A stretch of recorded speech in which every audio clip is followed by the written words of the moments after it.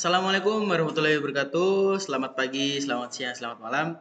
Di sini saya Aditya Arifki Sekolah dengan NIM terakhir 047 dan rekan saya Andana Prilo Wahyudi dengan NIM terakhir 029 akan mempresentasikan tugas ketiga yaitu Data Definition Language. Jadi langsung saja masuk ke task yang pertama. Jadi task yang pertama ini kita membuat sebuah script DDL untuk struktur tabel itu sendiri. Jadi di sini kami membuat 3 tabel. Yang pertama ada tabel obat dengan NIM kami di belakangnya. Kemudian ada ID obatnya dengan integer batasnya itu 11. Kemudian ada primary key not null, kemudian ada nama obat varchar batasnya 30. Kemudian not null juga, kemudian ada jenis obat yaitu varchar dengan batas 255. Kemudian not null juga. Kemudian ada stok juga integernya batas 11. Kemudian ada create table pasien, sama ada ID-nya juga, primary key, kemudian ada nama pasien, varchar, kemudian umur menggunakan integer, batasnya 3, kemudian alamat menggunakan varchar dengan batas 255. Selanjutnya masuk ke pemeriksaan, yaitu ada ID periksa, ada ID pasien. Nah, ini hubungannya dengan foreign key yang ada pada tabel-tabel sebelumnya.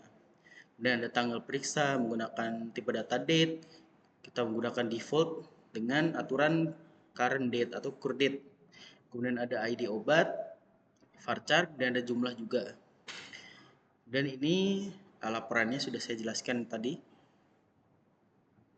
Langsung masuk ke bagian task yang kedua, yaitu membuat DML, Data Manipulation Language-nya. Jadi di sini hubungannya dengan mengisi data yang telah kami buat tadi. Seperti biasa yang telah dijelaskan ketika praktikum, itu ada insert into, kemudian diikuti dengan nama tabelnya. Kemudian dalam kurungnya ini adalah atribut yang akan diisi sesuai dengan posisi dari row-nya. Jadi kita nggak bisa sembarangan untuk posisi dari value-nya. Seperti ini, mungkin tidak perlu saya jelaskan. Kemudian yang task yang ketiga, ini cukup penting, itu menambahkan function trigger. Scriptnya seperti ini, ada create trigger namanya log pemeriksaan. Kemudian after insert on pasien 2947, ini hubungannya dengan ketika kita memasukkan data baru ke dalam pasien 2947 di setiap baris. Kemudian dimulai ada insert into untuk tabel pemeriksaan 2947 dengan ID pasien. Kemudian value-nya akan ditambahkan sebuah ID baru dari pasien tersebut. Jadi akan mengikuti, jadi tidak apa ya istilahnya, tidak akan akan konsisten lah seperti itu. Kemudian insert tadi yang saya jelaskan, ketika tabel pasien itu ada insert baru seperti ini, jadi dia akan mengikuti. Kemudian ini ada penjelasan yang telah saya jelaskan tadi. Mungkin seperti itu. Untuk penjelasan selanjutnya dilanjutkan oleh rekan saya Andana. Terima kasih. Terima kasih Mas Arik. Untuk selanjutnya saya akan lanjutkan, ini adalah trigger kedua kami, yaitu ada dengan nama hapus log periksa. Secara garis besar, trigger ini digunakan untuk jika di mana tadi adalah jika pasien ditambahkan, maka tabel pemeriksaan juga akan otomatis ditambahkan.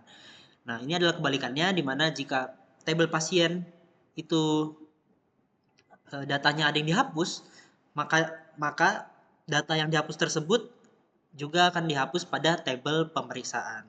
Di sini ada delete on pasien 2947, dan untuk scriptnya adalah delete from pemeriksaan, di mana ID pasien sama dengan old ID pasien. Ini adalah penjelasannya. Selanjutnya masuk ke trigger yang ketiga, yaitu dengan nama kurangi stok obat. Secara garis besar juga trigger ini berfungsi seperti mengurangi stok obat pada tabel obat 2947, yang dimana di tabel pemeriksaan itu terdapat kolom ID obat dan ID jumlah Nah, jika new ID obat is not null and new jumlah is not null, dan update obat 2947.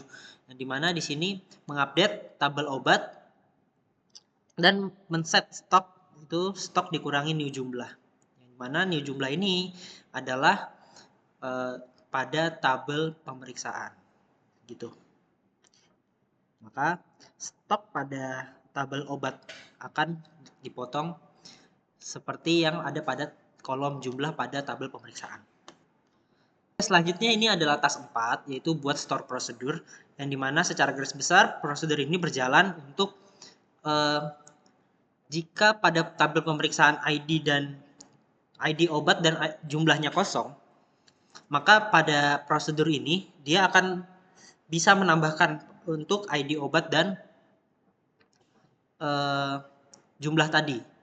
Nah, itu digunakan, ini juga punya kesinambungan dengan trigger yang kurangi stok tadi, sehingga stok tadi bisa berkurang. Di sini ada set update pemeriksaan, set ID obat sama dengan PID obat, jumlah sama dengan P jumlah. Di mana ID periksa sama dengan PID periksa, ya. Itu adalah ID dari pasiennya tersebut. Selanjutnya ini masuk task 5, mohon maaf. Ini adalah membuat user, dimana sebelumnya ini kita akan masuk dulu ke MySQL-nya menggunakan user root MySQL, menggunakan MySQL min-ur root min-p. Di sini jika sudah tampilan MariaDB non, ini berarti kita sudah masuk ke database-nya. Selanjutnya untuk masuk ke database rumah sakit underscore tugas, ini kami menggunakan use rumah sakit tugas. Dan setelah masuk, kami membuat user dengan nama Aprilio, yang pertama dengan password 12345.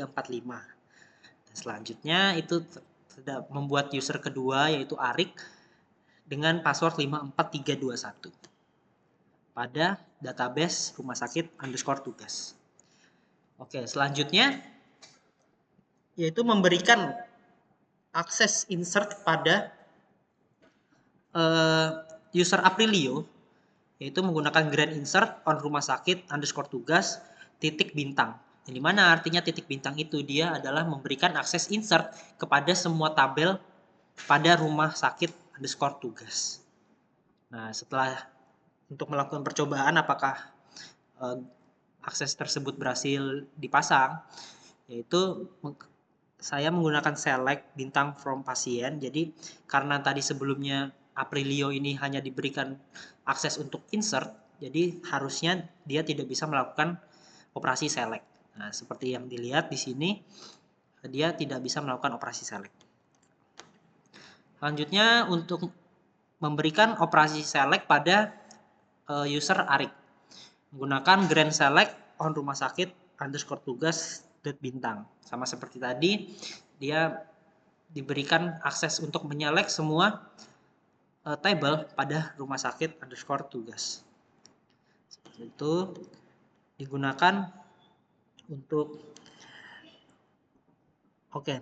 selanjutnya dalam dicoba untuk user Arik tadi menggunakan insert, apakah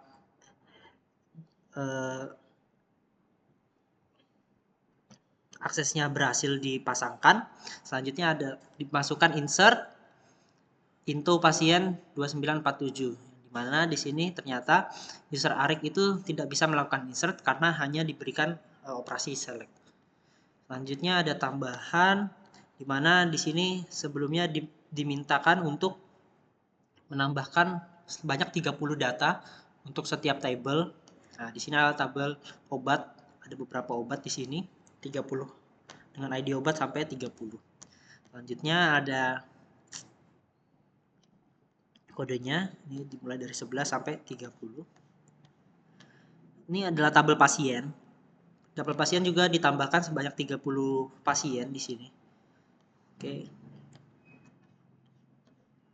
Ini adalah kodenya. Oke. Mungkin itu saja presentasi dari kelompok kami, kurang lebihnya mohon maaf. Terima kasih.